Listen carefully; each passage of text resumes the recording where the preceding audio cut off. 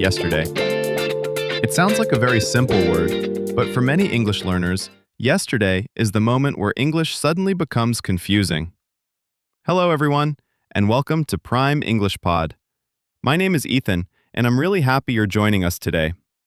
In this podcast, we focus on real English, the kind people use in real life, not the kind you only see in grammar books. And in today's episode, we are focusing on one very specific but very important topic: past simple mistakes in daily life. We're going to talk about everyday situations, for example, work, mornings, being late, and simple actions from yesterday. And as always, mistakes are not a problem here. They are the way we learn. To help us with today's conversation, I'm very happy to welcome our guest. Sarah, welcome to Prime English Pod. Thank you so much, Ethan. Hello, everyone. I'm really happy to be here today. In this episode, we will focus on mistakes that many learners make when talking about the past, especially about things that happened yesterday or last week. These mistakes are very common, even for learners who already understand English grammar. As we talk, I will speak naturally and make some common mistakes, and Ethan will stop me, explain the mistake, and help correct it. The goal is to help you feel more confident when talking about your own past experiences. Sarah, let's start in a very simple way.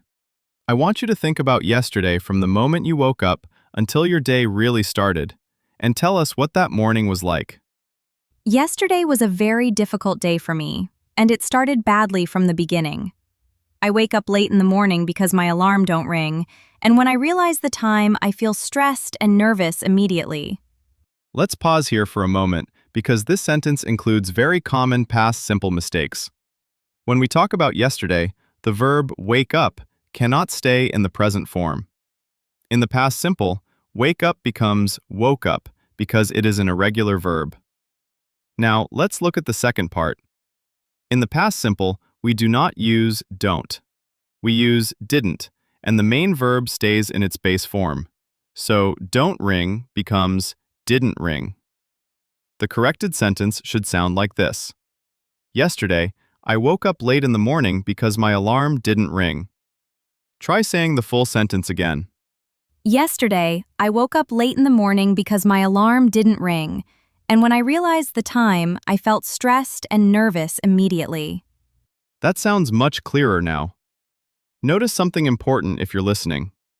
When you use a past time word like yesterday, your brain should switch into past mode, and all the important verbs must follow that time. Let's continue. What happened after you woke up? After I wake up, I hurry to get ready. I eat nothing for breakfast, and I run to the bus stop because I don't want to be late for work. This is a great example of how one time reference controls many verbs in the same sentence. Because this happened yesterday, the verb wake up becomes woke up. The verb eat becomes ate because eat is an irregular verb in the past. The verb run becomes ran in the past simple. Also, when we talk about something we didn't want in the past, don't want becomes didn't want. A natural corrected version of your sentence would be, after I woke up, I hurried to get ready. I ate nothing for breakfast, and I ran to the bus stop because I didn't want to be late for work. Please try saying that again slowly. After I woke up, I hurried to get ready. I ate nothing for breakfast, and I ran to the bus stop because I didn't want to be late for work. Very good. And this is the key idea for today. Past simple is not about memorizing verbs. It's about telling a clear story where the listener always knows when things happened. Before we finish, I want to share one important thought. Perfect English is not the goal. Clear English is the goal. When you talk about yesterday, last week, or last night, mistakes will happen, and that's normal. What matters is learning to notice the mistake and correct it calmly. I want to say something to everyone listening. When I was learning English, these were exactly the mistakes I made in real conversations. And I remember how frustrating it felt when I knew what I wanted to say, but my verbs didn't follow my thoughts. What helped me was slowing down and remembering one simple idea. If it already happened, my English needs to show that it already happened. That's exactly why this podcast exists. To give you time, space, and real examples to help you feel more confident when speaking English. Thank you for listening to Prime English Pod. We'll see you in the next episode.